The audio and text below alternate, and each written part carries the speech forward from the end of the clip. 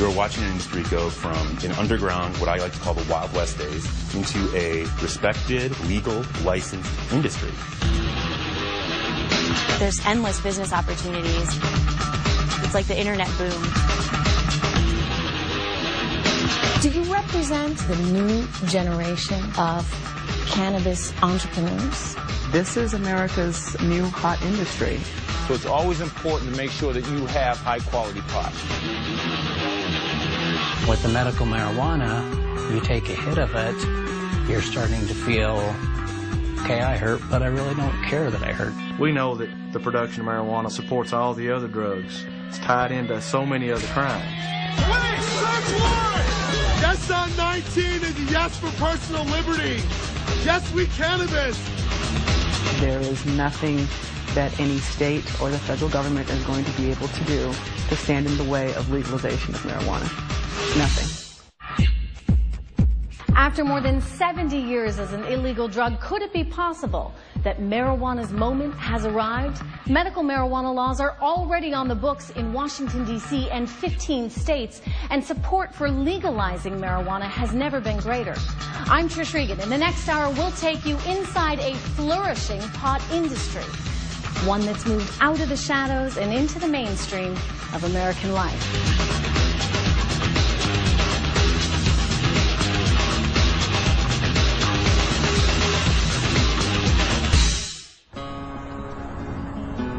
The story of America's ever-increasing acceptance of marijuana begins here in the Colorado Rockies, the newest front in the war over pot's future, where cannabis is meeting capitalism head-on.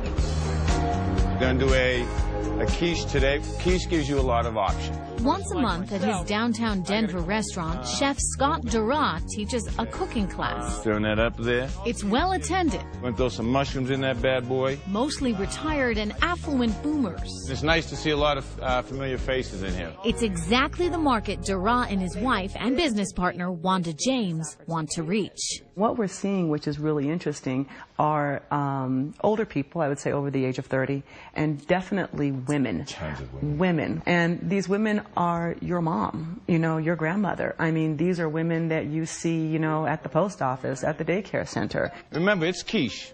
So you can add whatever you like to your quiche. It's their new twist on classic cuisine that draws this crowd. The ingredients are common. We're going to put a little sprinkle in there. Except for one, a Colorado-grown herb. So it's always important to make sure that you have high-quality pot. You heard it right. The secret ingredient is marijuana. You want to bake it for about 30 to 40 minutes. So right there alone, you have a pie which is actually pretty daggone strong. This is breakfast.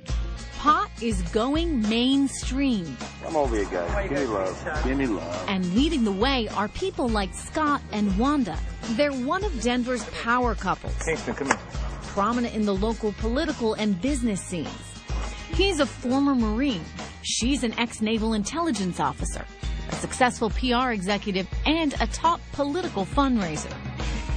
In most places in America, they would be dope dealers. Mike, you did a phenomenal job on the logo design. In Colorado, they are savvy entrepreneurs in a fast-growing, state-sanctioned industry, branding and marketing medical marijuana under their label Simply Pure. It's all grown here. This is pure Colorado bud. It's a new kind of company in an old industry, one that generates tens of billions of dollars a year in this country, most of it illegally. Wanda and Scott are taking the high road, using their business know-how to take America's most popular drug from the back alley to the corporate suite. Do you represent, in a way, the new generation of cannabis entrepreneurs? Definitely. When you look around this industry and the people who have come into the industry, there's lots of professional people. There are people who were laid off from corporate America. This is America's new hot industry. Wanda took us to the heart of their operation, a lush marijuana farm inside this temperature-controlled warehouse. How often do these plants bud? It's kind of a conveyor belt system. So what we have is every 2 to 3 weeks, you'll see us with a new crop that actually comes up from the budding cycle. These 1,000-watt lights speed up the growth cycle. Mother Nature usually takes twice as long. A typical plant that's, about this size, how many pounds of marijuana might that yield? Most plants on the average will only yield about 2.5 ounces of marijuana. An ounce retails for about... The high-end weed would be anywhere from, $300 to $450. And an eighth of the headband. Even at those prices, medical marijuana is flying off the shelves. These oyster crackers are really popular too. Let's try it all. Perfect. I'll take a gram of the Hong Kong. The choices are exotic. The Nowie Wowie I like. You do? Okay, that works for you. If you think choosing a bottle of wine is tough, good luck deciding between these. Need help? Just ask the pros, better known here as bud tenders. THC is going to keep us up, active, alert, ease pain. Okay. And as long as you have a state medical marijuana license, you can sample all you want. Oh, the chocolates. Whoa, these are so good. In tough times, medical marijuana is one industry that's putting people to work. Thousands are growing, trimming, testing, cooking, and selling the leafy green plants. It smells amazing. That's sold. You're looking at a time when the economy is basically in a toilet. Real estate brokers, contractors, city agencies, insurance companies, and yet, suppliers. People are still smoking pot. Exactly. And it's all regulated, all taxed, and all legal as far as the state is concerned. Federal law says pot is illegal, but back in 2009, President Obama directed the U.S. Department of Justice to defer to state laws regarding medical marijuana. This single memo turned 70 years of prohibition on its head. It advised U.S. attorneys in medical marijuana states to not go after individuals who are in compliance with state laws.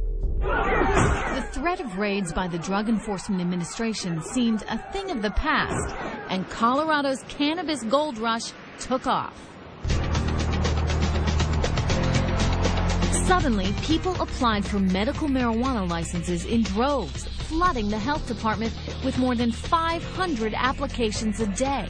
The number of dispensaries jumped from about a dozen to more than 1,000 across the state, outnumbering Starbucks almost 2 to 1. You can buy pot next to a pizzeria, an auto repair shop, inside a medical office building. From downtown to the suburbs, they've become neighborhood fixtures. Too close to home for some parents, like Eric and Stacy Howell. You don't want it invading your household, let alone your neighborhood, let alone your state. Howell is an elementary school teacher and a mother of 3. As a parent, drugs are always in the back of your mind. From the minute your child is born, that's something you have to teach your child. Because it's out there. It's like, can my kids still get a hold of it? So what goes in the middle? She supports the use of medical marijuana by those who are seriously ill, but believes the state's embrace of pot is a threat to her children. How am I trying to teach my kid that it's still an illegal drug? Federally, it's still illegal. You can't use it. Even though the state of Colorado says, yes, you can from a medical standpoint. They are making quite a bit of money, and it is a big tax revenue. But at whose expense? One of the big fears that I keep hearing over and over again is, what kind of signal are we sending to our young people? What kind of signal does it send to your children when you have a fully stocked refrigerator with Coors Light or with, Budweiser in it, and then the campaigns that are behind those alcohol products of the half-naked women? I mean, what kind of signal is that? We're not talking about some reggae concert or you being stoned in your dorm room. We're talking about a whole emerging business here with responsible people. And there's a whole army of them. People like 21-year-old Samantha Sant. How have you been? Great. How have you been? She jumped at the chance to get in on the ground floor of the pot boom, selling seeds. We have a new strain out for you. We're a new enterprise. There's endless business opportunities. It's like the internet boom. The YPO hapa is a shorter plant. Equipped with a business degree, Sant's first job out of college is with the Centennial Seed Company. The seeds aren't cheap. They retail for $70 to $100 a dozen. So we're going to do 1 roughneck and 2 IPO today? That'd be great. Okay. We have close to 100 retailers in under 6 months. We keep receiving calls day in and day out of more people interested in seed. There you go. Great, and there you go. But just as Colorado's pot business took on an air of legitimacy and began thriving, the federal government fired a warning shot aimed right at this man, Chris Bartkowitz. Bartkowitz had been cultivating for years, long before medical marijuana was legal. This plant is sour diesel. It's been rated in magazines as a 10 out of 10 for growing, for medicine. He says he wanted nothing more than to go above ground and become licensed and legitimate. You don't see back alley deals with cigarettes. You don't see back alley deals with alcohol. But you do see it with marijuana. If it was legalized, taxed, and government regulated, we wouldn't have problems like this. I wouldn't be facing life in prison. That's right. Life in prison, done in by his own audacity. Bartkowitz was just another pot grower when a local TV station asked for an interview. He agreed and proudly showed off the goods in his basement. I don't think the average person realizes how close to their front door it is. It was a sensational story with a dramatic ending. The DEA raided Bartkowitz's grow and arrested him. If you go on the news and you show this marijuana grow and you tell me what house it's in, what am I left to do? Special Agent Jeff Sweeten was in charge of the case. A violation of federal law, clear and simple. But not so clear and simple to Bartkowitz, who'd put his faith in that Justice Department memo, which said the feds would not enforce a crackdown. He was charged with possession of more than 100 marijuana plants with intent to manufacture and distribute. I was state compliant. I had no fear. I was not worried about the feds coming. But you knew you were in violation of federal law. Not according to the memo, I wasn't. No state charges have been levied against me, and no state investigation was conducted. Why would I even have a hint of fear of the federal government? With a prior drug conviction, Bartkowitz was looking at 40 years to life. He pled guilty and is awaiting his sentence, hoping to reduce it to 5 years. With so many medical marijuana businesses here breaking federal law, Bartkowitz's story sounded the alarm. But Wanda and Scott are taking their chances. Doesn't it make you a little bit nervous? You could potentially face jail time? The federal government has been very, very clear in its guidelines that if you are operating with under the guise of your state regulations, that it's supposed to be a hands-off scenario, which is why we feel confident to be able to do this industry and not fear every morning when we wake up being arrested for this. Come here, Brooklyn. Wanda James may not fear going to jail, but that's not the case for growers in states without medical marijuana laws, where the crackdown continues. That's coming up. But first, take this with your ID and inside a cannabis clinic. Is this doctor healing sick patients? Open wide and say, oh, let's see. Or just giving potheads permission to get stoned? 1, 2, 3, cannabis. Aiding or abetting? When Marijuana USA continues.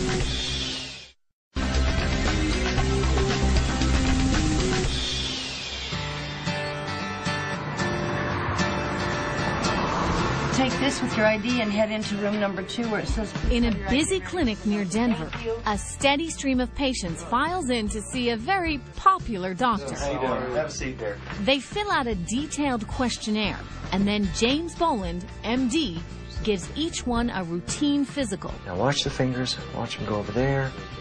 It looks like any other medical practice. Open wide and say, oh, let's see. With the usual mix of complaints. Severe pain from my right knee. I've had 2 surgeries. Psoriasis. Oh, boy, yeah. The headaches keep me from work. And But here's the difference. In this office, doctor's orders almost always include marijuana. Don't smoke the medication. We suggest you use a vaporizer. With new ways to take the drug, like through a vaporizer, marijuana has been rebranded as a natural herbal therapy packed with healing power. The patient has had long-standing lower back discomfort. After 25 years as a physician, Boland is now sold on the medical benefits of pot.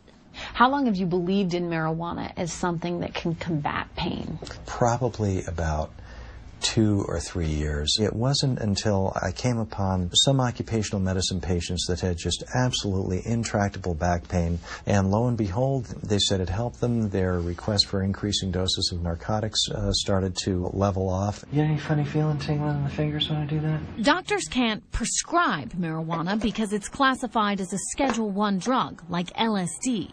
But they can recommend it. And for patients, that's the key to getting a medical marijuana license. And that'll be $130. It's a profitable business.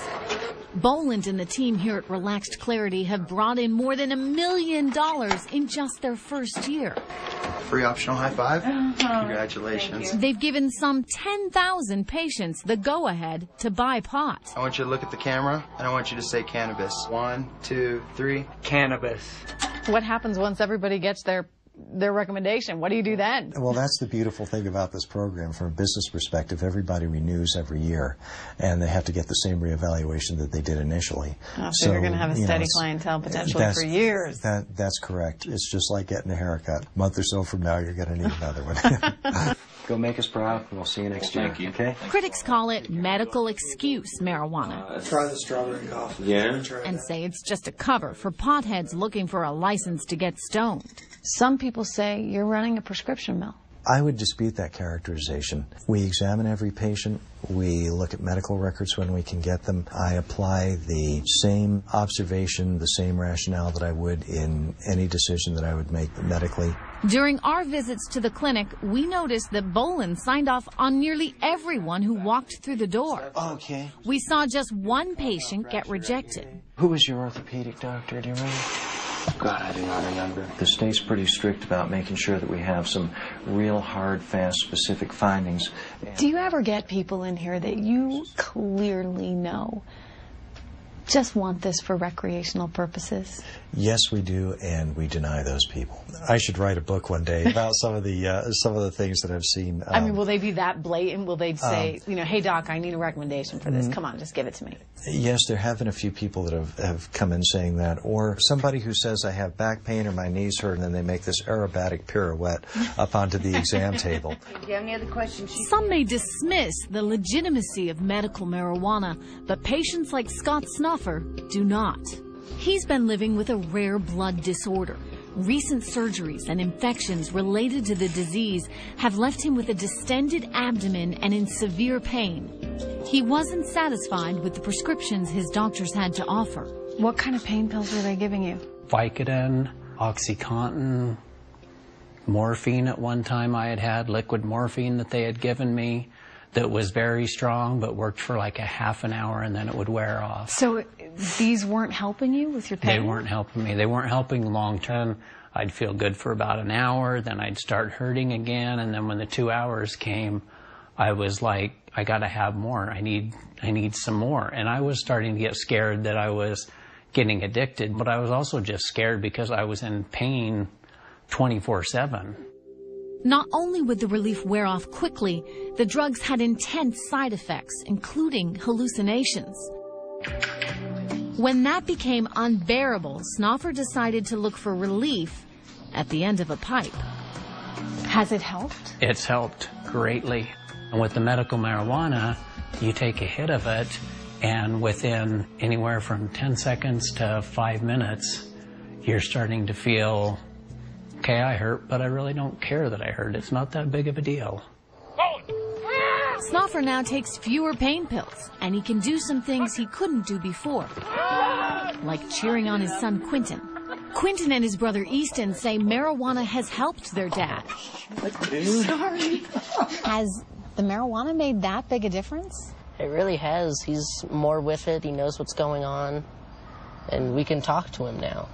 Yeah. He finishes his sentences. So your dad's more like your dad? Yeah. Yeah. He's back. It's stories like these, advocates say, that make the case for medical marijuana. But among scientists, it's much more controversial. I am actually very excited about the components to marijuana as potential medicines, but It has to be data-driven. It can't be anecdote. Meg Haney, a professor at Columbia Medical School, directs a marijuana research lab. She says the jury is still out. So many people swear by marijuana. They say this is the best medicine for them. Clearly, I have empathy for people who are suffering, and I understand that for them marijuana is quite effective. But there's a process within the FDA in which we compare a drug to a placebo, and we determine that it works. So people who say marijuana is going to be effective where there is no evidence makes me very uncomfortable. Here's what scientists do know. When someone uses marijuana, the chemicals inside the plant called cannabinoids bind to cell receptors in the brain. They cause the release of dopamine, which is what gets people high. But they also affect functions like problem solving, appetite, pain response, and muscle movement. In her research, Meg Haney confirmed what many know from personal experience, that THC, the chemical compound in marijuana, can increase appetite and relieve nausea. How much pain you're experiencing. Other scientists see strong potential for treating neuropathic pain and muscle spasms. While Haney recognizes the drug's medicinal promise, she warns of the small but real risk of dependency and the harmful effects smoking has on the lungs. She cautions against its widespread use as a cure-all. Marijuana has essentially been rebranded as the new herbal medication. Do you buy into that at all? Well, actually, herbal medications also make me uncomfortable because they also are absent in data. So what people don't realize is that the scientific investigation of cannabinoids is really very young. We don't really know enough under very carefully controlled conditions. The potential medical benefits. Large-scale clinical evidence is years away. Inhale for 5 seconds. Research has been hindered, advocates say, by federal restrictions. And how much pain are you in right now? Breath here. In the meantime, Boland and the 1,200 or so physicians in Colorado recommending marijuana are in uncharted territory, caught between conflicting state and federal laws. All right, be safe now. You're in this real kind of no man's land where there's some regulation but not a lot of regulation, and the medical community doesn't thoroughly recognize this. You're definitely walking a little bit of a tightrope and sailing between a lot of reefs by doing this, yes. But there are a lot of patients for whom this is the last best hope for a quality life. Whether medical marijuana is real or a ruse, it has taken root across the country. But some states are having no part of it. I look out west, and my fear is if we ever give up any ground, are we going to be battling that here in Kentucky? Are we going to be running gun battles over marijuana? A trek to Appalachia when Marijuana USA returns.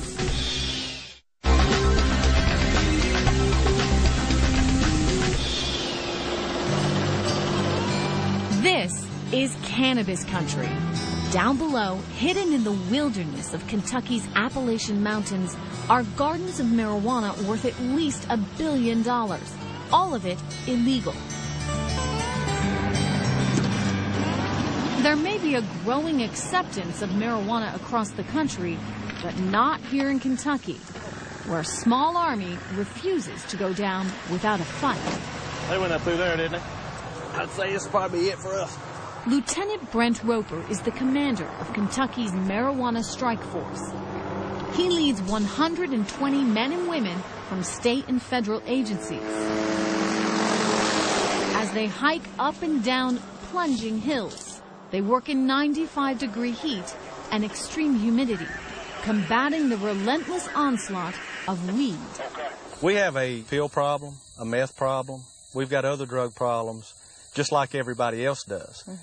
But ours in Kentucky have one thing all in common, and that is marijuana is supporting all these other drugs because it is the most profitable. When you're getting $3,000 a pound for marijuana, now you see where the money's at.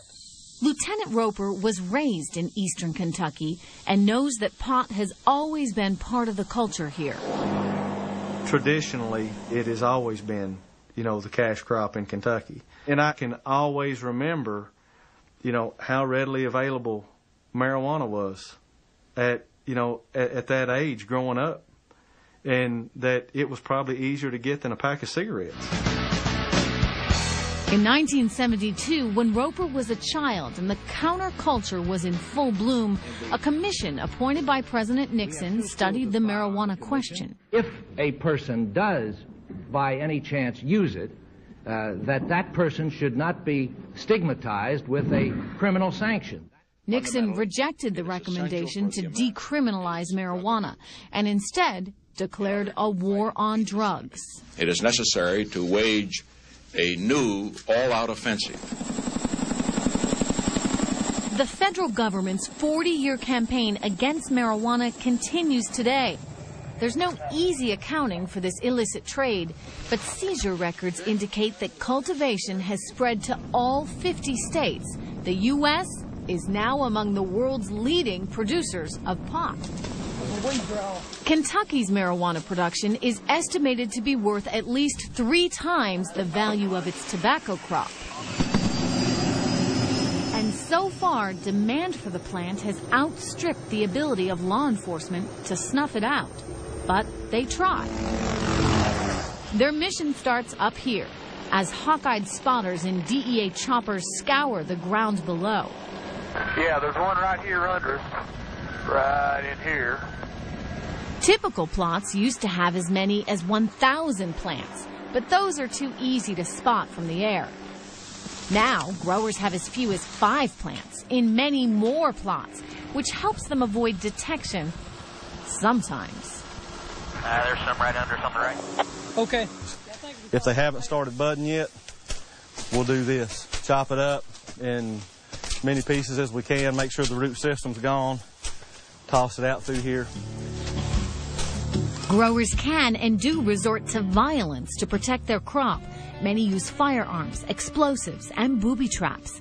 These nail-studded boards are intended to pierce the feet of intruders. See, they've been covered up with leaves. How do you figure out who the marijuana belongs to? Time and effort. You know, local law enforcement hears, well, so-and-so we've heard may be growing some marijuana in this particular area. And then it's just a lot of man-hours dedicated to going in, doing surveillance. A cornerstone of Kentucky's Get Tough strategy is a federal initiative to arrest, convict, and punish the biggest growers and discourage the rest.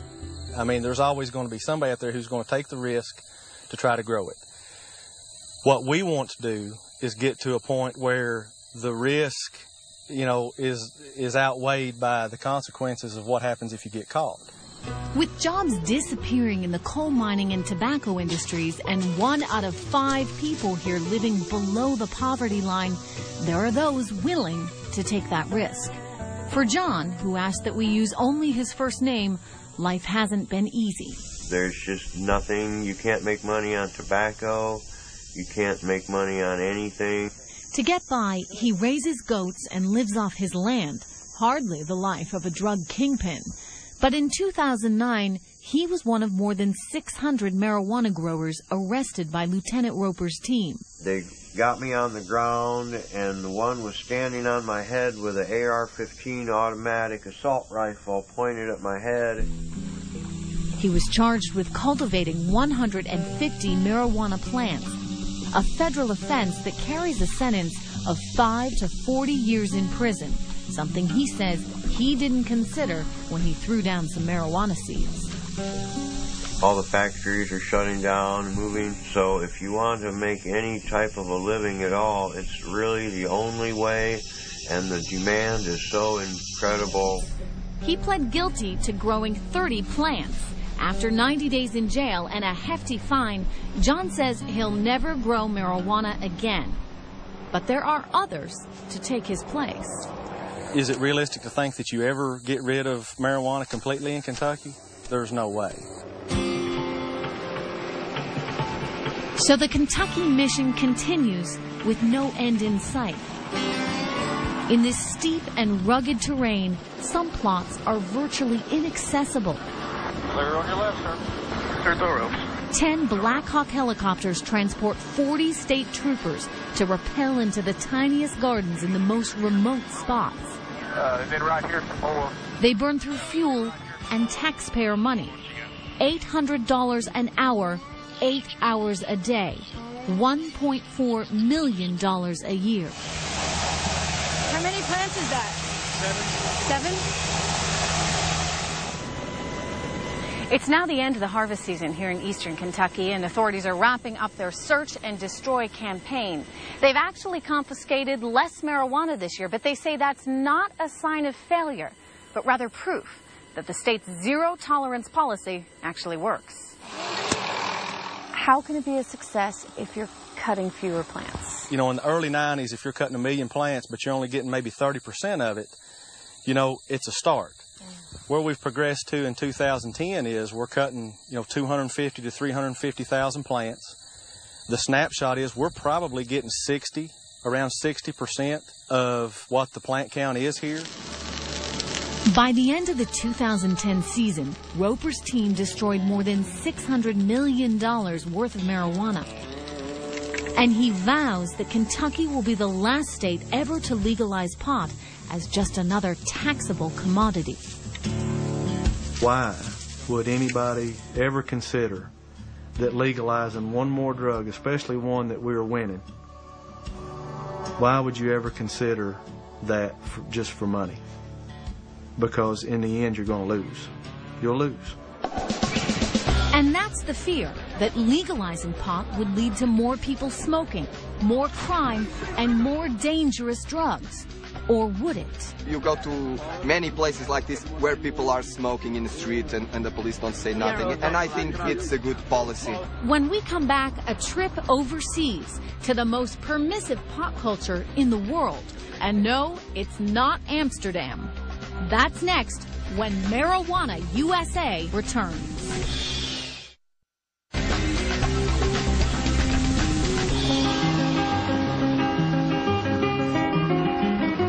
Along the streets of Lisbon, the monuments and cathedrals date back centuries. Portugal is a country steeped in tradition and also home to an unlikely policy designed to address a modern drug crisis. In 2001, Portugal became the first country in the world to fully decriminalize the possession of all drugs. Do this in a public square in the U.S. and you could wind up in handcuffs. Here, it barely raises an eyebrow. You go to many places like this in Lisbon, especially at night, where people are smoking in the street and the police don't say nothing. And I think it's a good policy. In Portugal, you can smoke pot, shoot up with heroin, or use cocaine, and your punishment is no more severe than a traffic ticket. João Goulão directs Portugal's drug policy and is the chief architect of this strategy.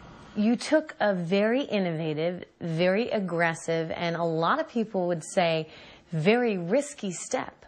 Yes, but we felt that we had to change, to make more of the same would not lead us to any place. We have to innovate. This policy came out of the trauma the country experienced in the 1990s, when it was ravaged by a drug epidemic. In this small nation, as many as 1 out of 100 people were addicted to heroin. In this notorious drug ghetto, thousands of users bought and sold heroin openly every day. But rather than strengthen their drug laws, the Portuguese chose to relax them. I know a lot of people that are watching this show right now are probably thinking they decriminalized all drugs. Are they crazy? We are not crazy. We decided to do that because we had to change something. And now we can be positive. It worked. Dr. Goulão says drug addiction is a disease just like any other, not a matter of weakness, but biology. In some cases of diabetes, it's a self-inflicted disease like this one. Still, there's a difference between eating too many cupcakes and shooting yourself with heroin. Yes, but when you are sick, you must be faced like a patient and treated like that. Here, instead of going to jail, anyone caught with drugs meets with a panel led by a street-smart counselor like Nuno Capaz, who encourages users to get treatment. In Portugal, if you want to get treatment, it's possible to do it for free. Why do I, as a taxpayer, want to pay for your heroin use or his cocaine use or her marijuana use? If a person needs to be imprisoned because he committed some crime, it will also be your tax money that will be used to imprison that person. And I think it's better to pay for people to get treatment and eventually be socially productive again than to put him in jail. Alexander is a recovering addict who has benefited from the free treatment. He says his drug use started at age 14 when he began smoking pot. By his early 20s, he was addicted to heroin. Today, he can hold on to his job as a broadcast engineer without the taint of a drug conviction. I don't think somebody goes to a bar, drinks a couple of drinks, it's a criminal. So I don't think I'm going to smoke a joint. It makes me a criminal. Since the reforms took place, Portugal has seen a decline in the number of teens using marijuana and almost every other category of drugs, especially among the vulnerable 15 to 19-year-old age group. We saw it firsthand at this club scene in Lisbon. So have you ever used hashish? No, never. Why not? It's bad for us. It's bad. Today, Portugal's relaxed approach to pot is met with surprisingly little drama. But critics doubt its success and believe it would never work here at home. Gil Kurlikowski, the U.S. drug czar, is flatly opposed to legalizing pot. If marijuana were to become legal, do we run the risk that young people would start down a slippery slope? We know that if an illegal substance becomes legal, it becomes more widely available. I've seen the devastation that drugs, including marijuana, can cause in neighborhoods with young people, and I think we need to be smart about how we handle it. I think we need to be as least punitive as possible, but I don't think we want to see it legalized at all. Yes on 19. But on the street, the debate rages. That's Yes on 19, November 2nd.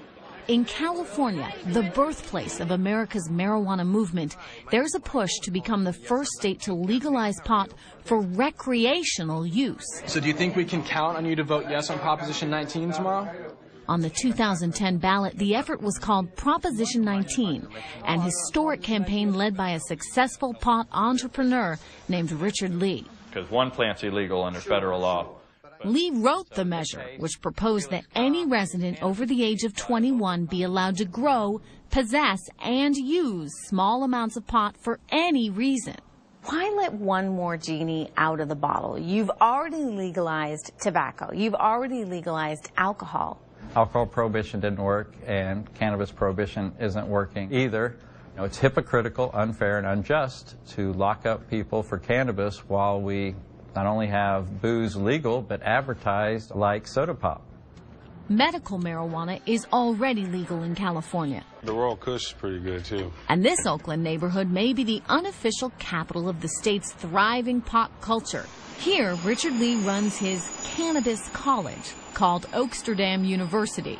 This is very different from the storefront operation that you guys used to have. Yeah, this is our new 3-story, 30,000 square foot facility. We've had about 130 classes and over 12,000 students. The classes at Oaksterdam are unique, teaching students the best techniques for growing and selling marijuana. If you're growing in a space this size or even double this size, you're not going to need more than 2 lights. California may be pushing the boundaries, but some, like Senator Dianne Feinstein, are saying enough. The last thing we need to do is make it easier for drug dealers to increase their consumer base by pushing pot on young people. In the end, Prop 19 went up in smoke. It failed by a 9% margin. Is this going to end the chances of legalization of pot in California? No, I think the fact that we got the debate started and, got people thinking about it seriously will help us win in 2012. The quest to legalize pot may have stalled, but the effort to legitimize it has not. When we come back, a look at marijuana's extreme makeover. What you're watching before your eyes in the United States is an industry emerging out of the shadows. That's next in the conclusion of Marijuana USA.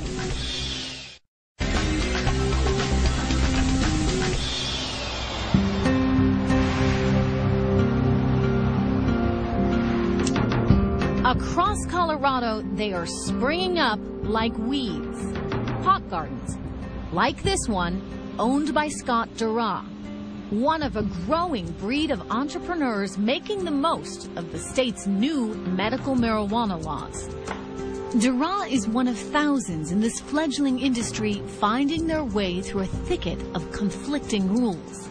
Staying out of trouble isn't so easy. I'm at the farm every day, with our plants and everything, and every time someone does knock on the door, your mind goes back to that, because you don't know. Police, search warrant! Police department, search warrant! In early 2010, police raided a number of grows, including Scott's. Our first operation was raided, and, they went through our front window, and we were totally legitimate, and, it was... He and his wife, Wanda James, thought they had done everything by the book. No charges were filed, but the experience left them unsettled. Because it encompasses your life. All of a sudden, you do have people probing in your background and asking you questions and this and that. To escape the legal limbo, these restaurant owners joined other pot entrepreneurs and lobbied for what most industries try to avoid, to be taxed and regulated. Okay, Barb, would you tell me about your plants and your patient count? Matt Cook, with the Colorado Department of Revenue, is the man charged with creating a blueprint for a state-taxed, for-profit marijuana industry. Questions, a lot of questions out there, huh? Cook is a former law enforcement officer who's put hundreds of people behind bars for growing and selling pot. Not exactly the first person you'd think of to help legitimize the marijuana industry. Where do you intend to have any product, medicine at all? As he meets with thousands of pot pioneers, he's realized there's no fighting this wave. It's a huge pill for me to swallow because of where I come from. But I'm going to do what's right to ensure that we can regulate the industry. If he can't beat them, at least he can keep them in line. We can't issue a license till local governments approved it. What's driving is the need to get it regulated, to get it under control, to ensure that the medicine that patients are receiving meets quality standards, and to ensure that the black market industries, the cartels, and all the other bad guys out there aren't profiting from it. What started out as a few vague rules has now become a strict state code of regulation that goes further than any other jurisdiction in the country, beginning with who is allowed to grow and who is allowed to sell. You cannot have any felonies within the last 10 years. You can have to be able to show years of your tax returns. There we go. Okay. That looks good. Everyone involved in the marijuana business, even investors, must be fully licensed, requiring rigorous background checks and steep fees. Okay. You're all set. Wanda James and Scott Dara have spent more than $25,000 on application fees alone. That was a very expensive, it was a 26-page application that wanted everything from your high school diploma to any divorce that you've ever had. The rules now specify precisely how much medical marijuana can be cultivated and sold. And the state will be keeping a close eye on the industry, literally. 16 cameras covering the entire area and the perimeter. Every marijuana grow and retail facility is required to install 24-hour live cameras that feed directly to Matt Cook's enforcement office. He's tracing the money and the product from seed to retail. Cook says the new code will be strictly enforced. Violators will be subject to two kinds of actions. I can fine them up to $100,000 for a violation of the law, and a criminal sanction. We can arrest them and make them go to court. Do you ever just shake your head and say, oh my God, this is too much regulation? Every morning, every morning. But I got to tell you, there's a sense of pride in which we go through this, because we know that this is just the beginning, and we know that this was going to be difficult, but we were thrilled to be part of the boom of what is happening. They're just not going to get the consistency that you guys will, and that's... Even before the state stepped in, Wanda James and Scott Dara say they made quality control a top priority and had their marijuana tested at an independent laboratory. Full Spectrum is the first facility in Colorado dedicated to testing cannabis for its medicinal and psychedelic qualities. Bob Winicky, the company founder, tests a lot of pot. But if you're out to dinner or you meet some people at a bar and you tell them what you do for a living, do they say to you, Come on. This probably is not as fun as it sounds at first pass. Everyone thinks that we're a bunch of guys sitting around a table smoking pot and saying, oh, this one's better than this one. There actually is a science to it. The chemists here analyze the bud for its cannabinoid makeup, which determines what effect it has on the body. This machine separates the cannabinoids and then reads them and reports the amounts to a computer. What happened to the days where someone said, gee, this really makes me feel good? Now suddenly they want to test it? You're watching an industry go from an underground, what I like to call the Wild West days, into a respected, legal, licensed industry. Not since you saw alcohol come out of Prohibition has anything similar to this ever happened in this country. Winicke's scientific analysis has been crucial to Scott and Wanda as they roll out their new venture. Simply Pure, a line of cannabis-infused edibles. What makes your products different from those marijuana brownies that someone had back in college? Oh, boy. Done in a professional kitchen. Our consistency, every time you have one of our products, they will affect you the same all the time. It's like going to Starbucks. You know what you're going to get every time you have one. Colorado has come a long way from homemade brownies, and the rewards are pretty sweet. In just the first year since the boom, the state has collected more than $21 million through sales tax and a host of licensing fees. The governor took $9 million out of the marijuana coffers and used the money to help balance the budget here in Colorado. So we are now intrinsically a part of running this state. You can't take our money and then arrest us. Fast forward for me 5 years from now, where do you see this industry? I honestly believe in my heart and soul that there is nothing that any state or the federal government is going to be able to do to stand in the way of legalization of marijuana. Nothing. Not so long ago, that prediction might have been laughable. But Colorado's experiment is bringing us one step closer 217. to imagining what the legalization of marijuana might look like. I'm Trish Regan. Thanks for watching.